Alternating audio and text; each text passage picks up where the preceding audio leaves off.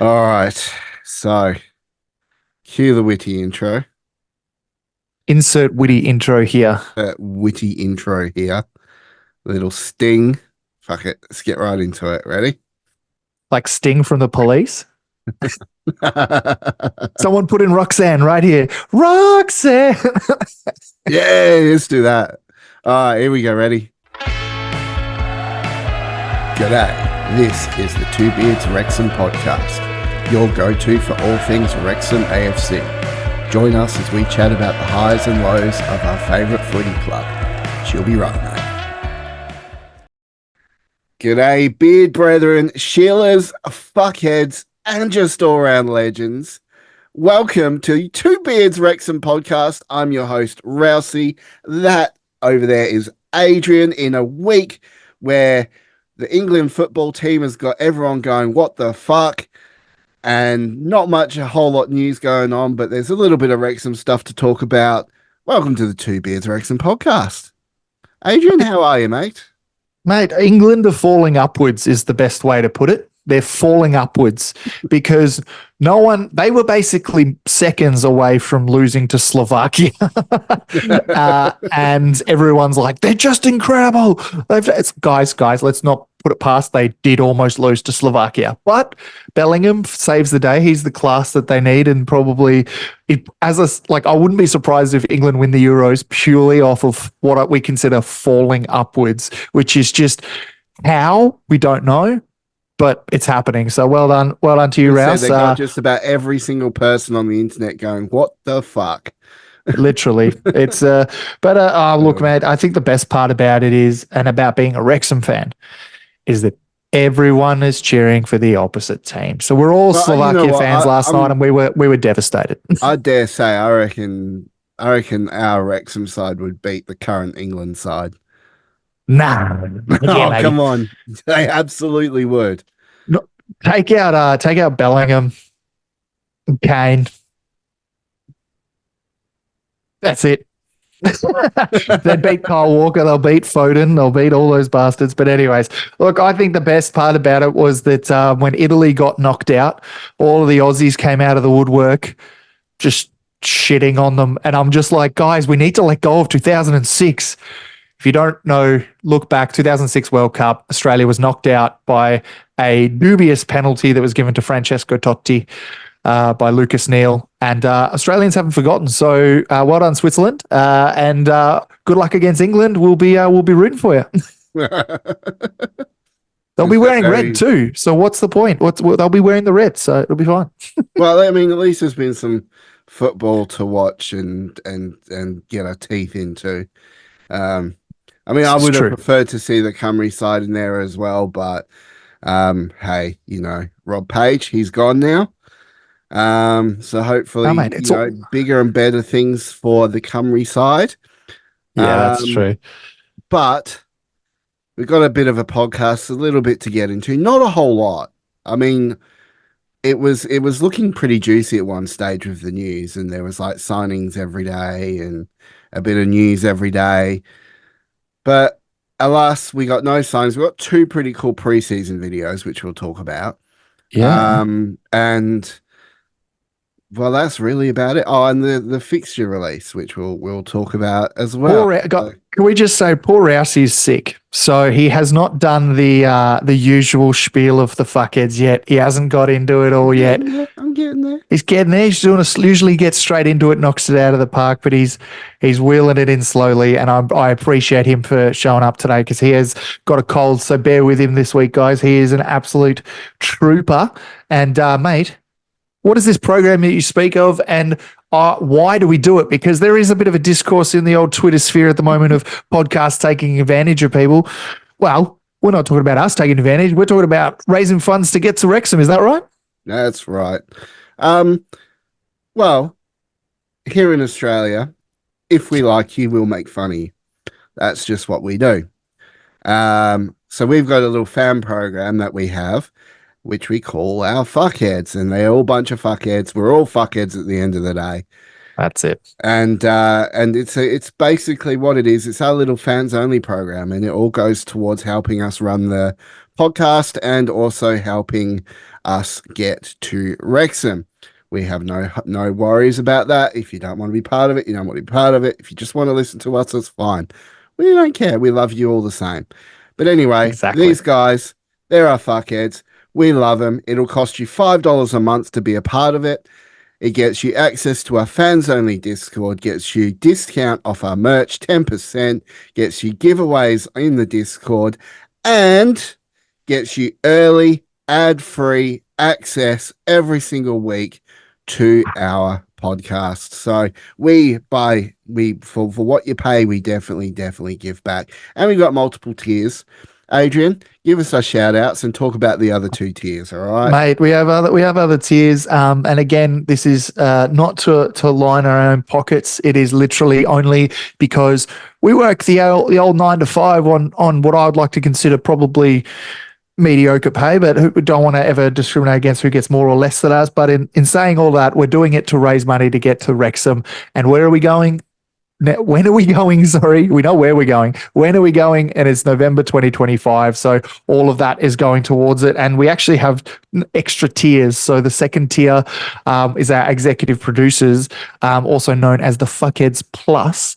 And then we've also got our Ultra Fuckheads, which is you get executive producer credit. You get every rolling 6 months, you get a free piece of merch, which, guys, some of you are creeping up. So pretty exciting shit there.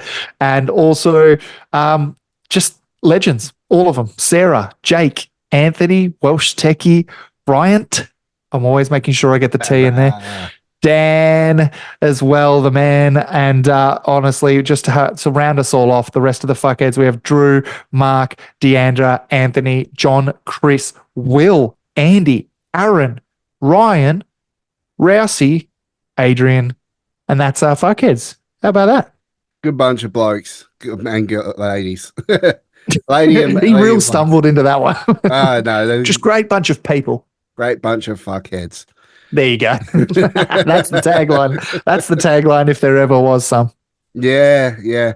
I know. I saw that discourse on Twitter about some people taking advantage of the Wrexham thing. I wasn't really sure about that, but I mean, I don't think I've seen it, but hey. I was really worried they were calling it. We were getting called out, but luckily, luckily you cleared that one up. No. What did you comment? I said I'm only in it for the ladies. And that you shall not have.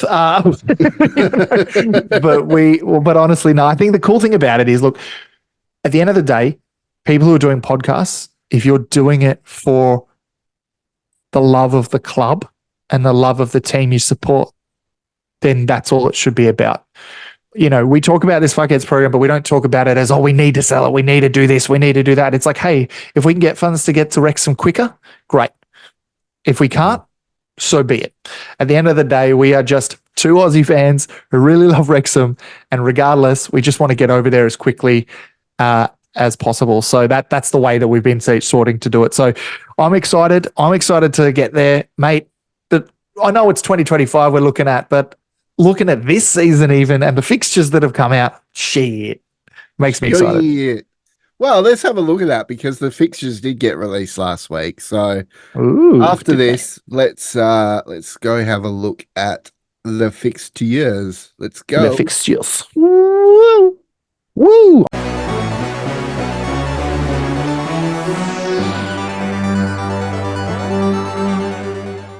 So one thing that actually gets my boat floated, gets me a little bit chubbed up as we're waiting for the season to start, happens to be the fixture release, which actually happened in the last week since our podcast went live.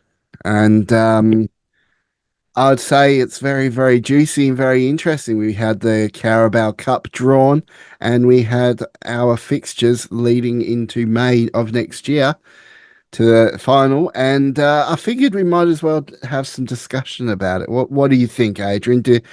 Are people interested enough to hear our point of view on all this sort of shit? No, but we're going to do it anyways. I think the best part is, no, mate, like I think it's, I think even just the Carabao Cup draw was just something.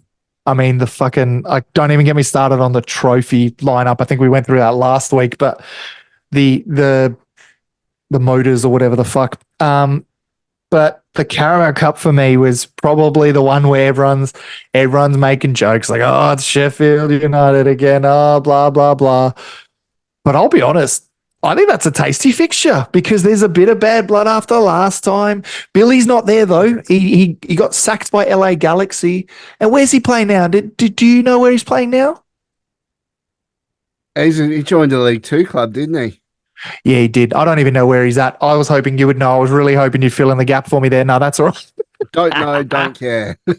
Don't know, don't care. But it was just one of those things where a lot of people who you know maybe don't know because maybe they only follow the doco or they only follow, you know, bits and pieces, is that they probably didn't know that he went to LA to go live the lavish life of the LA Galaxy, and I think they sacked him within 6 months. I think probably even shorter than that. It was a very short stint, and now he's at Doncaster Rovers for next season. So my point is the fixture still as tasty? Yes.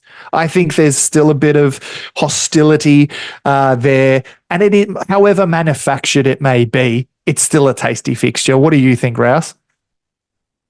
Look, Sheffield United, a bit of revenge. I mean, the sting is kind of taken out of it a little bit because Billy Sharp's not there. Yeah. But I just and half think, the players he argued with as well. Yeah, that's right. That's right. But I just kind of think how perfect for an EFL Cup fixture in the first round to get a side like Sheffield United, fresh, it's pretty big, out of their relegation, the short stint in the Premier League. You know, and the worst points total, I think, is it in Premier League history? Oh gosh, they bottled it big time, didn't they? They bottled it big time. But also, speaking of Sheffield United fans, my numpty of the week has to go back to the ongoing saga of Brandon Kane owing me money because Wrexham got promoted. That has nothing to do with Sheffield United. No, because he's a Sheffield United fan. So fucking typical. I thought he was a Man U fan. He owes me money. He owes me $500. And so my numpty of the week, and probably numpty of the decade, because he has flat out now said, I am not getting him the money. He's a straight up welcher. Fuck him. Brandon Kane, you absolute cunt.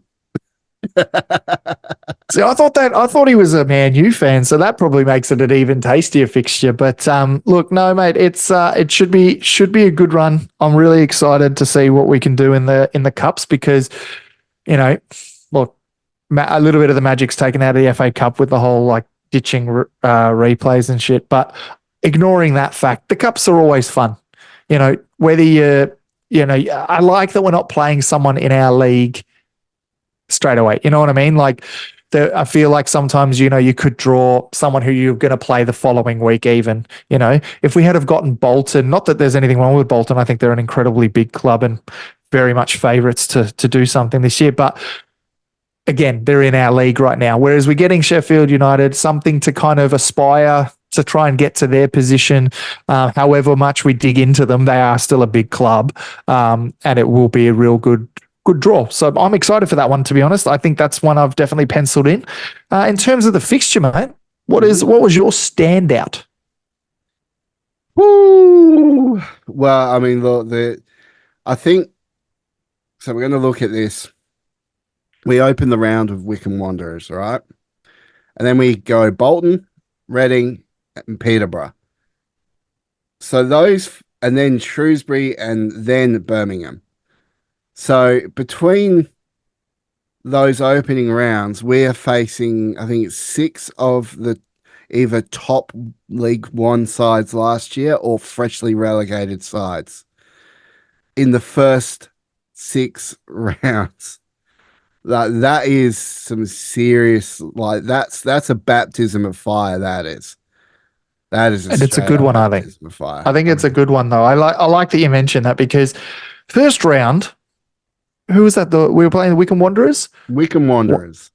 So they've recently signed a goalkeeper. Do you know who they signed? Fucking hell, the name escapes me now, but it's the same goalkeeper that took out Paul Mullen. Yep. I think it's Bishop. Bishop, yeah, Yeah. Bishop, yeah. So they've signed him from Manchester United, and yeah, the same goalkeeper that took out Paul Mullen. In the And round one. And where are we playing in round one?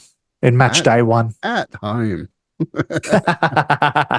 Look, I mean, I'm joking. Like, literally, maybe there'll be a few boos in jest, and a bit of, a bit of laughing and joking around. I'm sure for at least the first 20 minutes, but I think after that, it'll all be about the football that's on the park. But geez, do you know what though? I bet you when he signed, he's like, "Please don't be Wrexham straight away. Please don't be Wrexham straight away. Please don't be Wrexham." Or maybe he does. Maybe he wants to, maybe he wants to have his baptism of fire. But I like that we're playing at the racecourse round, match day one. Sorry, it's really interesting when we get to do that. I know it didn't go to plan against MK last season in match day one, but it was regardless a pretty epic game in the end. So I'm excited for something similar. Probably one of my favorite fixtures though is something that has been brought up a couple times, and it's been talked about a very serious away day. Now I'm not a local by any means. You can hear my accent. You can hear everything that's going on. I'm just opening out the fixture here. I'm just trying to work out when we actually play them.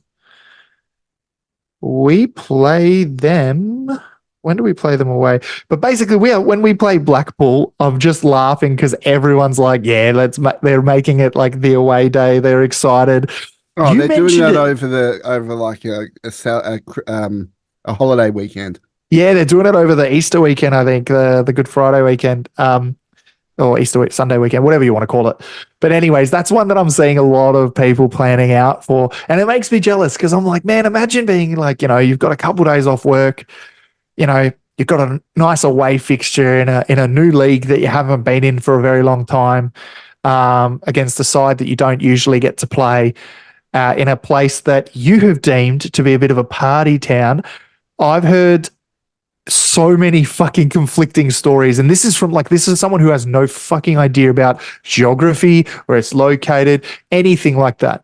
But Blackpool seems to divide people 50-50. People are like, fuck that, I don't want to do that too. I cannot wait to go away for 4 days to Blackpool.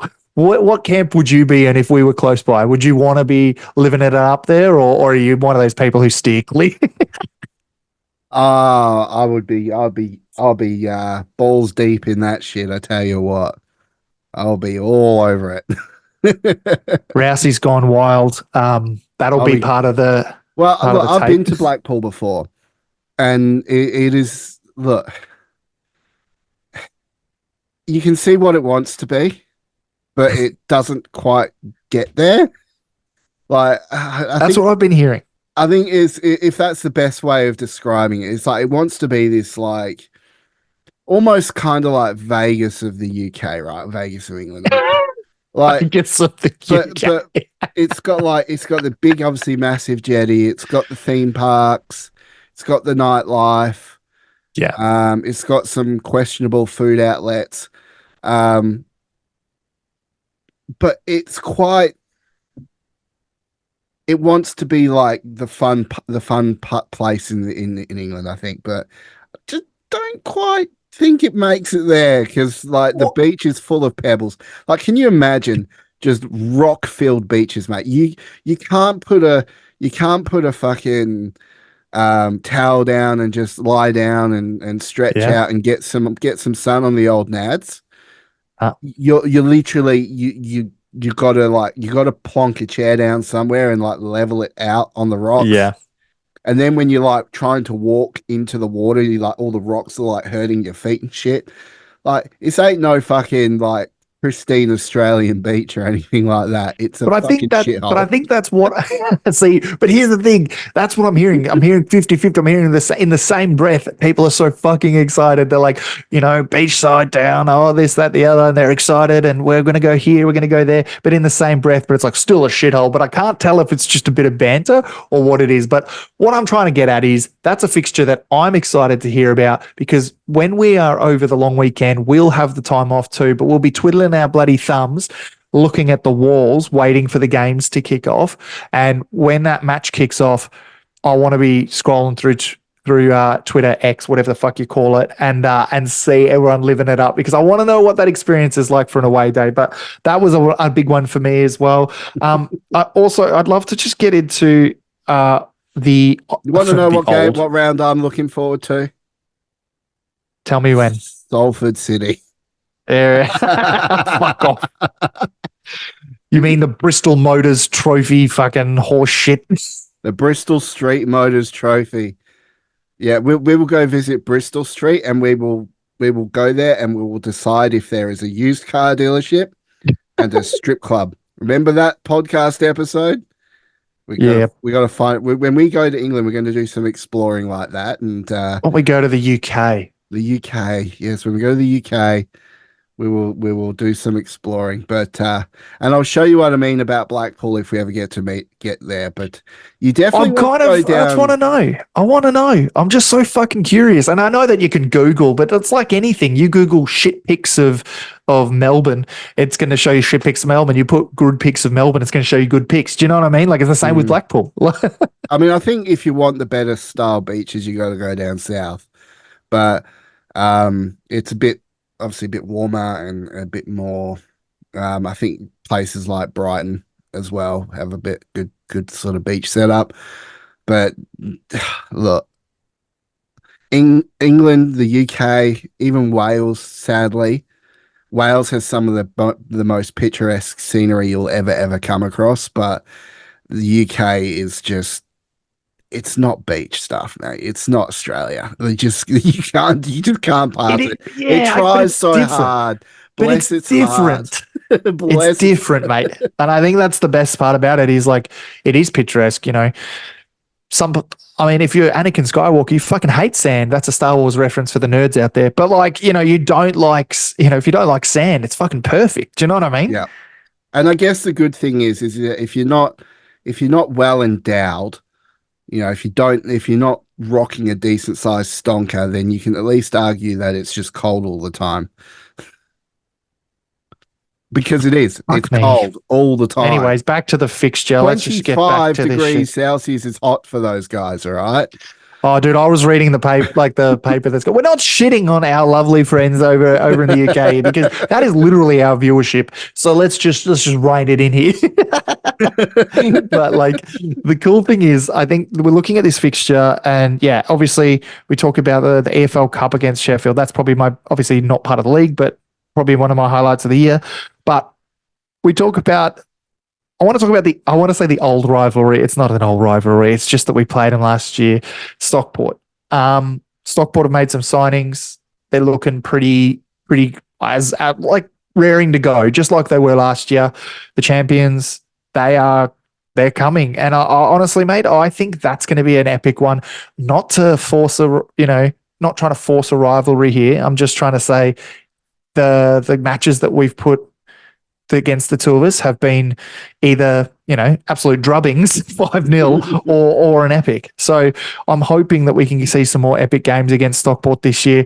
But yeah, less spots available, so probably a little less chummy than we might have been last season. That's for sure. For some reason, I don't know, the games that really stand out to me is Leyton Orient at home and Wigan, home and away. I think I'm really looking forward to Wigan, actually, because they're a decent-sized club, and I don't know why. I think it's because I've known people in my lifetime that are from Wigan. But we've already played them, mate. I'm just like, we already played Wigan. Who needs it? Fuck that drag. No, I'm kidding. I'll be very, very interested to see on TV though the Blackpool game. Yeah, I just want Blackpool's to a see good what people are stadium. doing. If I have to give anything to Blackpool, I know I've just shat on Blackpool a fair bit, but Blackpool is a good stadium, and I can't complain about that. And especially around the corner, you can get chips and a burger for £1. Like, If that still exists, mate, but we don't know. I guarantee you that place still exists. It's been there Mate, forever. It's been there inflation. since I was a kid. Inflation. It'll be £70. It'll be something stupid. But no, there's some really good ones. Even just Cambridge. That's homecoming for Paul Mullen. Being there was a stand named after the guy. At Cambridge. So we're talking about a big club who wants to honor the greats that there was. And then the minute he was at Wrexham, they were like, shit, just someone get the white out and just take his name off, please. Just fucking please take it off. But that's a big one that I'm actually kind of excited for, just to see what the reception he gets, because I feel it'll be a good reception. A lot of people think it might be negative, but he left to be closer to family. Do you know what I mean? So I think he'll be welcomed as a hero. But again, I'm interested to see what that atmosphere is going to look like, especially away from home. Yeah, no, I follow you on that one. That'll be really interesting. And I wonder if McLean's going to get any revenge on Bishop, just for the Wrexham fans. Why would McLean do it though?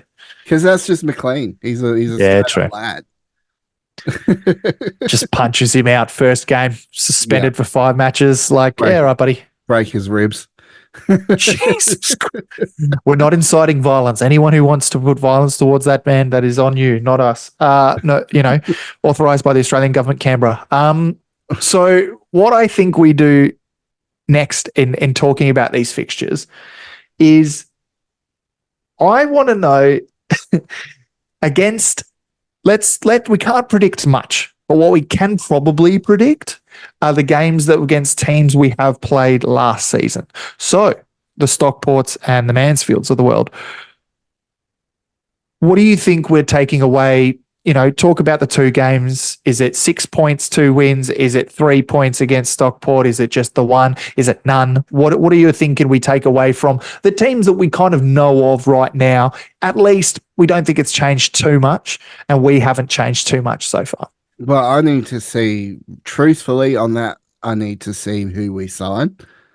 It's going to be, we're going to, in the next probably couple of episodes, we're going to do our predictions, right? So we're going to do a full prediction episode, just like we did at the start of League 2. But I just think it's going to be so hard to call. But what I can say is I'm damn confident we finish above them on the ladder at the end of the season. Well, my question was, if the teams were the way they are right now. All right, if they are the way they are right now. So, sorry, I've got a cold.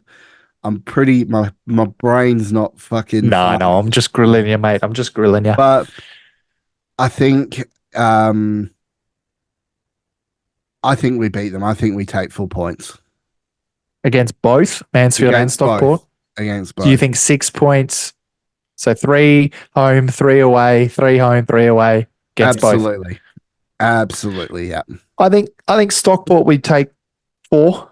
I think we draw probably the first time we play them and maybe beat them later on in the season. And with Mansfield, I probably think at the moment, just in the current situation, then probably 6 points. But like you said, mate, it all comes down to signing. Stockport might sign fucking Ronaldo from whatever the fuck he's playing in Saudi Arabia. Like, you'll probably sign, they'll probably make a signing that makes us eat our words. But you're right. It is interesting to see what we can put together and see if there's anything we can really do to make a difference this season, because we obviously did an incredible last season. We've already made we got to hope, we got to, what is it? Shoot for the moon. And even if we land at the stars, that's all right. So I think it'd be interesting to see the next couple of weeks with the signings. Speaking of signings, we haven't done anything, have we? Fuck all. Well, we signed Harry. Oh yeah. And obviously Arthur last week, but like, it's good because I think there is this, I can't imagine what it's like behind closed doors right now between the club and others, really. Like I can't imagine what it's like, because they're probably having to fight an uphill battle with people who are like, you'll give 30 mil for this player, right? And we're like, the fuck we will. And they're like, you'll do it because you're Hollywood. You'll do it. And I just think that that's something that they're probably dealing with right now. I don't know. What do you think? I still think the whole reason why we haven't heard anything is down to the fact that it's going to be big, whatever we do announce.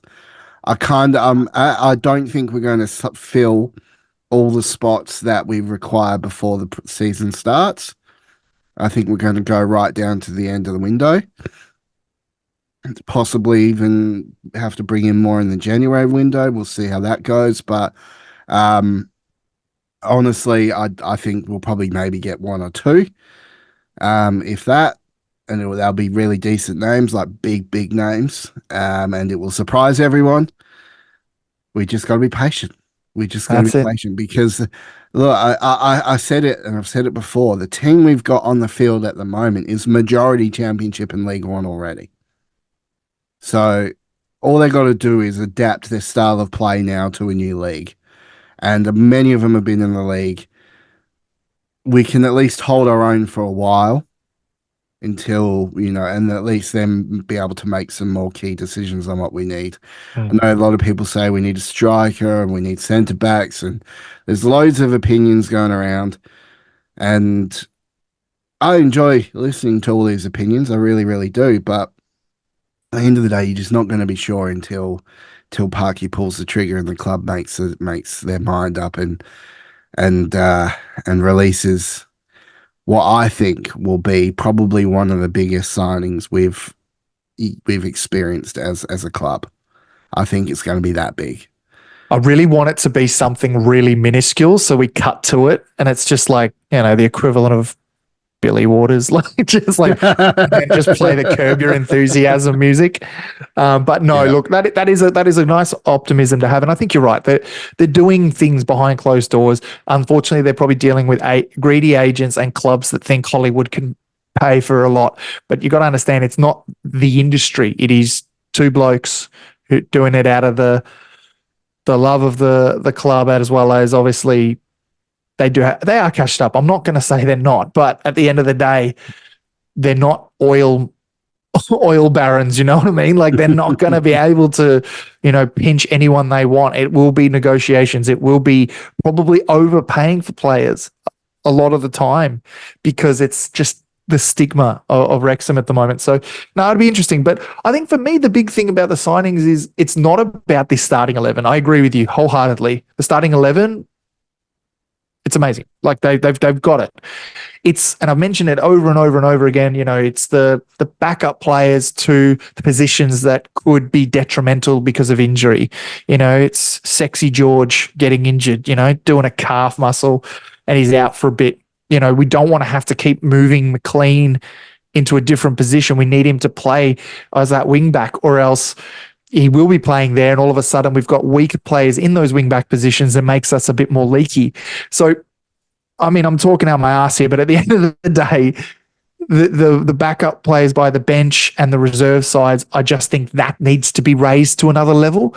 And I'm not saying we sign everyone to replace the starting 11. I'm just thinking making those, couple centre backs, couple of central midfielders to back up these people that if we have injuries, if we have problems, we're not going to be floundering.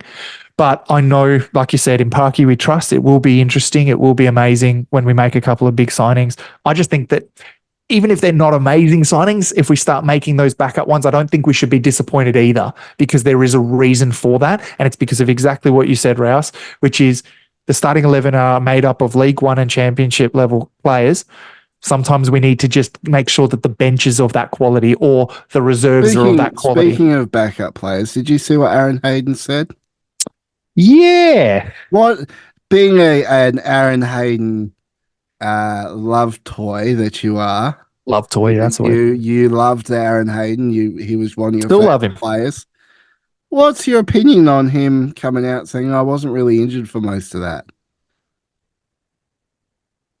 I'm sure he's also got to sell himself.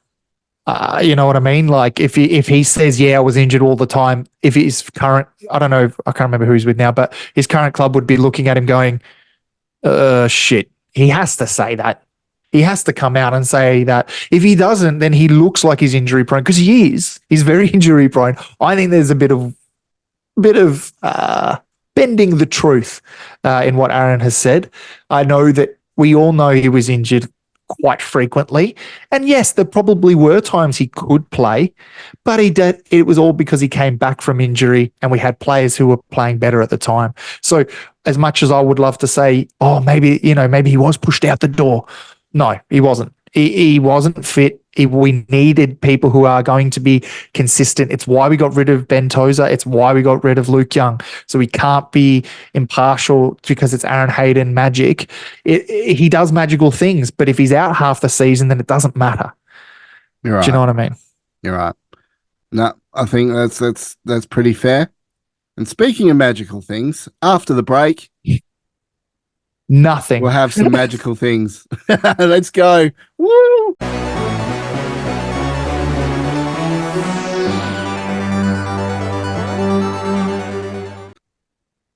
So really, not a hell of a lot to talk about other than fixtures and all that. But there was some new thing released by the club over this last week on their YouTube channel, which I found very, very interesting and quite.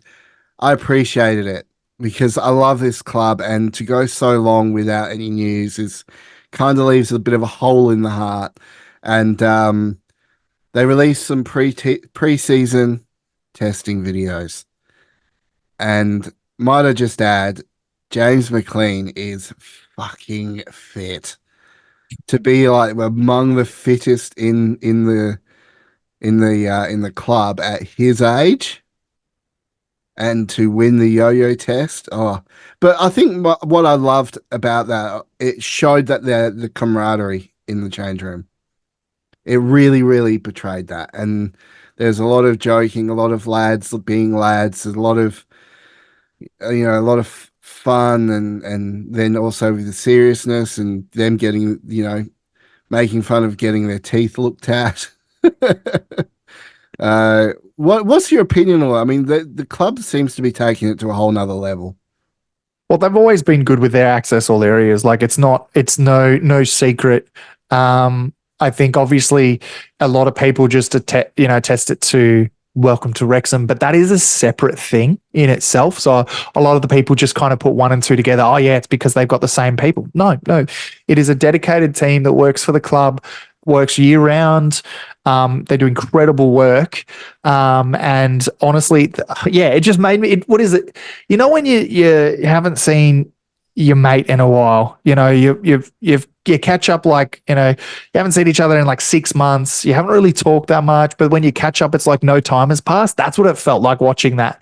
It's been a long off season. We know that. Bit of like lackluster news, the biggest thing being a fucking HP printer. But like, it's been nice to see Elliot Lee smile again. It's nice to see, like you said, James McLean being, the ripped man that he is. It's nice to see these people in their element, which is being at the club. And like you said, the camaraderie, it shows how connected they are. And look, a lot of clubs do this. We're not special in that regard in terms of having accessible areas, but our club does it second to none, I believe, which is just the footage, what they get, and the boys they don't have to switch it on. Do you know what I mean? Like we joke about like, all right, we're doing the pod, let's switch it on. Like we joke, but it's a similar thing that I feel like when you go to work or you go hang out with your mates, it kind of second nature. And I think the guys have done that. It's second nature. They walk in, they're charismatic because they are charismatic, not because they're trying to do it in front of the camera. They're actually, they're just good people. And I really liked it. My gosh, James McLean is ripped. I knew you were going to bring it back to that. Straight up ripped. And they're doing like the skin fold tests. Like, can you imagine me doing a skin fold test? Well, imagine me doing it. They just go straight for my bald head. All right, is this where we start? And it's like just like little creases in my fucking rippled head. They may need a bucket for my skin fold test. Jesus Christ. Fuck it. Fuck it hell. But like those are things that you just don't think about either. Like, it's easy for us to backseat coach and backseat commentate and backseat in general. But what they do in the preseason, it's mentioned, we worked hard off in the preseason, but it gets shrugged off by fans. Oh, they worked hard in the preseason, did they? Where's the fucking points? But that's not what this club works its ass off. And I like that they're showing it. They're showing how grueling it is, how intense it is. And it's right off the bat, mate. They only just got back. It's not like they've been there for months. Like they've just back. Insane. And I had to kind of look up what the yo-yo test was. For Tell the viewers, our Aussie viewers and those in the Southern Hemisphere, they'll probably know what the yo-yo test is. The beep test. When I was in the army, we had to do beep tests all the time. They suck. Basically, you've got a 25-meter track and you got to run between the two. You run up and back, and you got to make it up and back before the beep. And then you go again. Sucks. Absolutely sucks. It is the worst thing ever. I think my record when I was at my fittest was like 18. He was like a level 18 or level 19 or something like that. Jesus Christ, bro. That's fucked. I was fit. I was fucking fit, man. But James McLean, what did he do? He did like 24, 25, which is nuts. Because to go I'm up sorry, a mate. level, I'm still going off of you, mate. Jesus H. That's like the 18. Jesus. I'm thinking like 11 is high. I know I never got 11. Like I got like 7. And I was like, yeah, fucking nailed it. High five and everyone as I'm throwing up off the side of the basketball court where they used to do it at school. But that's hilarious. Yeah, the beep test. Of course, we call it the fucking beep test because it beeps. The yo-yo actually is a good analogy because you're going back and forth. But, we're just like, it beeps. We're calling it the beep test. Like, that's just like the logic of the Australian mindset. Fuck me. But that's a good one. No, it was really good to see. And like, that's probably the lightheartedness we kind of need because social media is toxic as shit. And like, just if it becomes a week without nothing, people are starting to go, well, what was the good of signing the owners? So what was the good of getting the owners on board if they're not going to sign anyone and blah, blah, blah, and all that shit. That's like fucking everyone just zen. Do what Rousey does. Just do like a lot, like have a lot of blunts. Like I'm talking like just joint central. I don't. I partake in the old beer, and that keeps me nice and crisp and calm. But do what Rousey does. But honestly, it's been good. It's been good, mate. That really brought me to a more positive space. I did want to talk to you about something that has not really just dropped, but the article was dropped by Fearless in Devotion, which is from the New York Times, I believe. And I do just tell me it's that Birmingham wanting us to play in America. No. The fuck was that about? Like, talk about major clickbait. Yeah. No, it is not that. It is about our lovely new CEO and just a comment that he made. And there's a bit of divisiveness, and I want your reaction to this if you haven't seen it. So basically, Fearless in Devotion, I'm quoting off of their X page. So again, if you don't follow Fearless in Devotion, follow them at Fearless Fearless ID Zine. So ID Zine, ZINE. So new Wrexham FC chief executive Michael Williamson has had his say on the recent furore of the possibility of the Reds playing a league game overseas. It was mentioned about it, but this is his response. The challenge that you have to balance is how do you make sure that your local fan base and your local community still feels connected, and that you're not just moving an important game away from them for marketing or commercial purposes. That's important. It's an open league. So promotion and relegation have real impact. And so you want the best opportunity as a club to be able to create an environment where it's difficult for an opposing club to come into. So that's the quote. Best comment I've seen off of it was like a quote tweet, and I won't find it now, but the best quote tweet was, have you ever done an essay where you have to make up the word count? Like you need to fill in words. That's what he did. All he had to say was no, but he didn't. because he wants to keep the gap slightly ajar, that if the possibility arises and the right money comes to it, that it can be done, and he didn't say no. What are your thoughts? To me, it sounded like he said no, just in a roundabout way. There Well, was no but leaving the door open. The owners have been very, very clear on it. It's a no. then why didn't he And just to say me, no? He just said it's a difficult situation to make sure that your local fans are happy. Adrian, ask me a really, really serious question. Like, just give me a very serious question, right? Think of you're interviewing me for a magazine, Yeah. right? Just give me a serious question. Come on, you can think of something off the top of your head.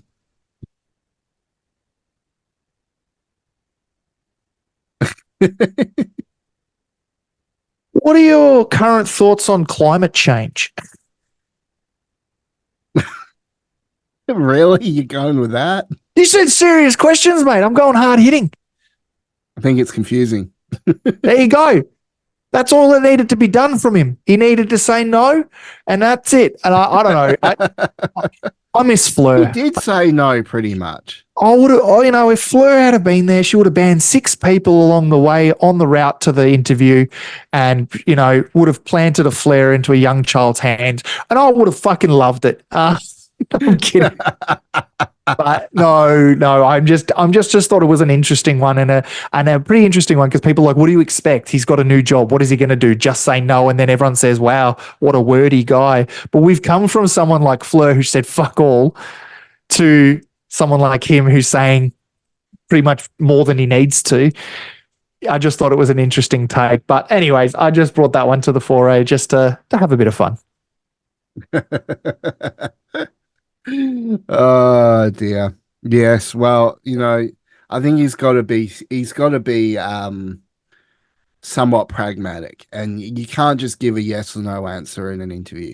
If you ask the question, I mean, it's like us. If we're asked a question, if we talk about something on the podcast, right, we can't just give short answers. It'll just make for shit content.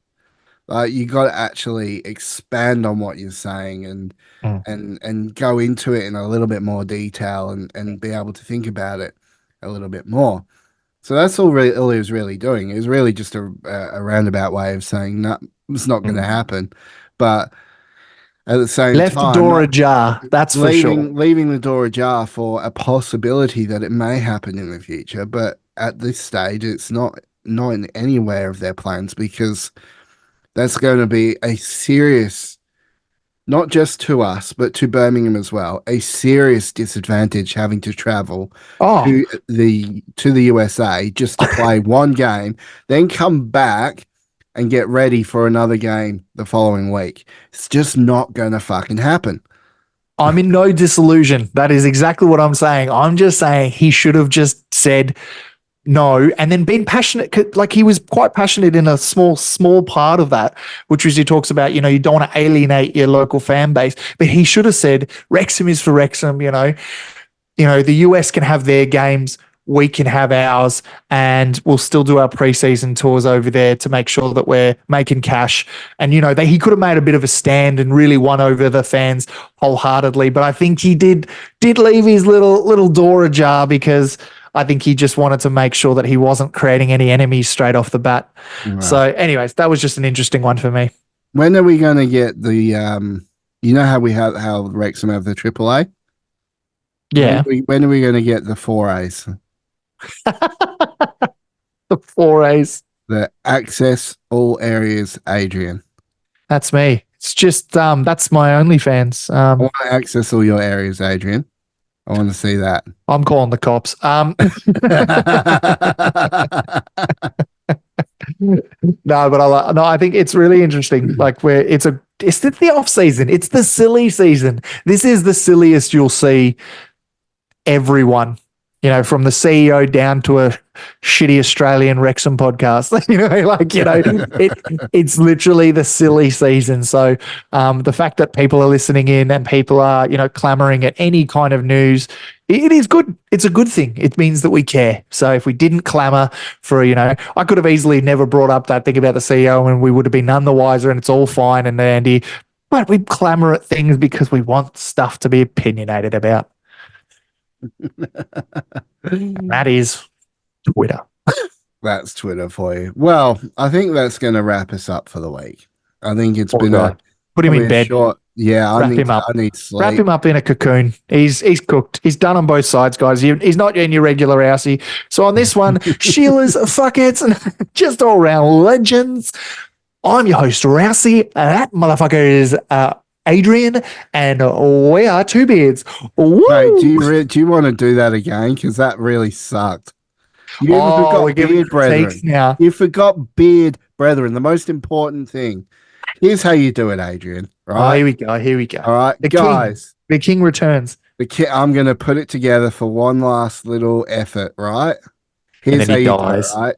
This was the last thing he said. All I'm right. putting it on his gravestone. Guys, if you like this episode, be sure to comment down below, like, share, and subscribe the absolute shit out of this episode. And hey, if you want to become a fuckhead, links will be in the description down below. In the link tree, you'll have the link to the Patreon program there as well. Boo. Everything you need down below. Beard Brethren, Sheilas, fuckheads, and just all-round legends. I'm your host, Rousey. That sexy, bold-looking motherfucker over there is Adrian. This is Two Beards Wrexham Podcast for another week. Signing off. Let's go. Woo! I did it. I beat you. Fuck you.